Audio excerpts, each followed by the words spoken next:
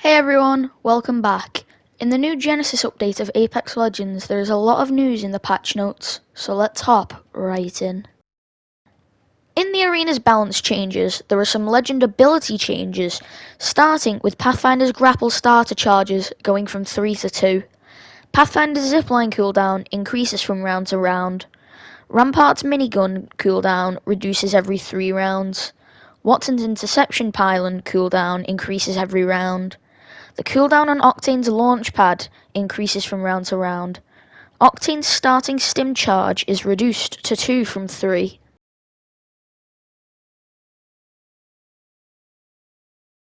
Up next, for Bloodhound, the Eye of the Allfather scan reveal time is decreased from 4 seconds to 3, and the Beast of the Hunt duration is decreased from 35 seconds to 30, but time can still be added from downing enemies.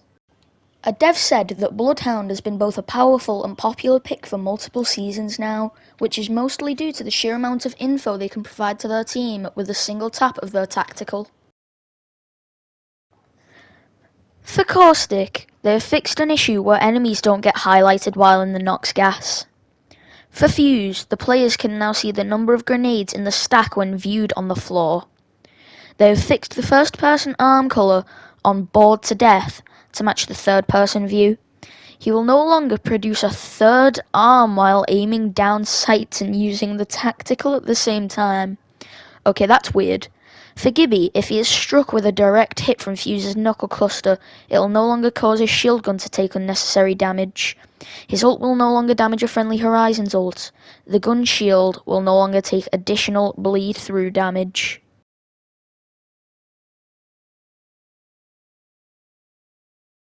For Valk, to sum it up, they made it so that she can't enter areas she shouldn't.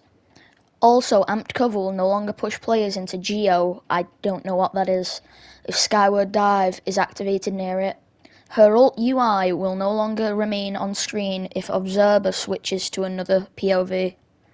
The first person view no longer gets obstructed while using a shield battery, and they fixed a bug where people were stuck to the Valk's ult, which would be very annoying. For Watson, she will no longer use Wraith's animation in the boxing ring, and the Nessie she leaves with her epic emote will no longer fall over dead while using a legendary skin. That's a bit dark. Onto the arena bug fixes. The UI for the Purple Devotion now shows the attached turbocharger, and it will no longer show you were chosen as Jump Master during the select screen. It has updated the sniper stock to show an empty slot when needed, and you can no longer get stuck in the crouch position after dying while reviving a teammate during a round in arenas. They have increased the lifeline hitbox size, mostly in the legs and the waist. Onto more arena updates. From round 3 and onward, you will now start with a shield battery in addition to 2 syringes and 2 shield cells.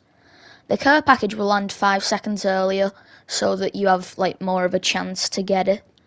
And the 6x scope has moved from the base sniper weapon to the level 1 upgrade. Also, with arena map changes, on the Party Crasher map, they adjusted the circle so it favours the downtown area a bit more, and they simplified the minimap visual language. In the Phase Runner, they have raised the cover height on certain props throughout the map to prevent unfair advantages in larger hitbox legends, and have added a few trees to reduce the ease of spawn sniping. Onward with more bug fixes. Horizon's tactical will no longer ascend Caustic's gas traps or Octane's jump pads to the heavens. Lifeline will no longer use Wraith's animation in the boxing ring, and enemy care packages will now have loot if the enemy Lifeline leaves the game before it lands. For Loba, they have added another pass to stop her from getting stuck in areas they can't get out. For Mirage, they have fixed the bug where he flickers in the lobby. And they have fixed the obstructed ADSing for Octane while using the bow and the 3x sights. They have fixed it so that you can't swap weapons faster if the holster animation is cancelled as Pathfinder, and fixed a bug where his zipline got him into unfair areas.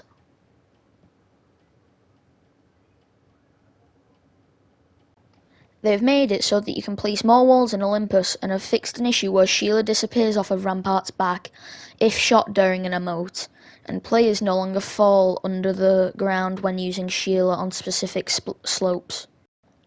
And for Revenant, the death totem can now be damaged in the firing range. With the new arena prices, Lifeline's heal drone has gone from 50 crafting materials to 75. Fuse's knuckle cluster has been reduced from 150 to 75, and Bloodhound's ult costs 450 materials rather than 350. The P2020 level 1 upgrade is 25 materials rather than 50. Level 2 is 75 rather than 125, and rather than 200, the level 3 upgrade costs 150. The RE45 has gone to 200 from 250, whereas the EVA 8 has gone to 300 from 250. The Mastiff is now 400 instead of 500.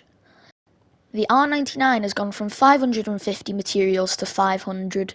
The Vault has done the opposite and has gone from 500 materials to 550.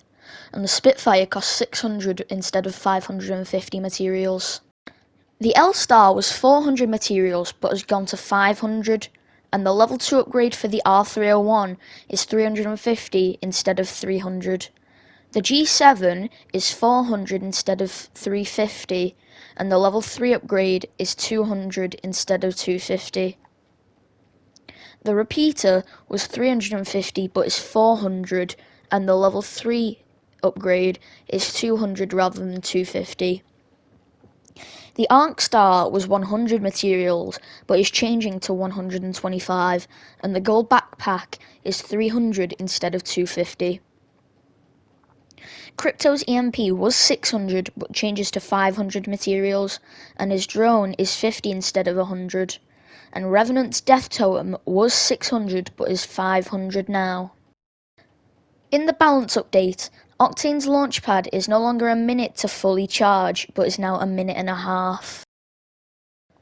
They have fixed a bug where you have to play one ranked game after a season or split reset for the reset to fully take place, and matchmaking will be cancelled if the party leader changes the playlist to a mode a party member can't go in. For the gun changes, they have increased the hipfire spread of the Spitfire. They have also slightly increased the projectile speed of the Repeater, and the charge time is 0.35 seconds instead of half a second, and the longbow deals 60 damage instead of 55. The P20 might actually be a useful gun this update, because the fire rate is 7.0 instead of 6.25, and the base mag is 14 instead of 12. The level 1 mag is 16 instead of 14. The level 2 mag is 18 instead of 16, and the level 3 is 21 instead of 18. Revenant can now climb much higher than he used to, but it isn't infinite, and his Silence Bomb lasts for 15 seconds instead of 20, and the Death Totem Death Protection has been reduced by 5 seconds. You can't have a collection event without the rewards tracker, and for the people who aren't going to buy the skins in the collection event, they can complete the reward tracker to get some really cool free rewards. Arenas has now added scoreboards, so you can see your team and the enemy's team's damage and kills. The store will have some exclusive things, such as from June 29th to July 6th, the Warrior Empress Watson skin, the Octane XLR8, the R301 Fun in the Sun, and Hemlock Rise of the Phoenix skins will be in the store. And from July 6th to the 13th, the Pathfinder Plastic Fantastic, Caustic Gas Buster, the R99 Dangerous Game, and the Spitfire Cyber Stripe skins will be in the store. Rampart will now have a custom LMG reload, which will have no impact on the reload time. And miscellaneous, there is now a voice option for when your ult is ready. When it's 100%, you will be asked to tell your team. You can go on the ping wheel and say where it is up to, and muting people will mute their text-to-speech as well. And now, ladies and gentlemen, the moment you've all been waiting for, the most amazing thing in this update. Watson has received a major buff, where she can now place more than one Nessie on the map with her epic emote. Thank you all for watching. This has been the Gaming Kenny White, and I'm out. Peace.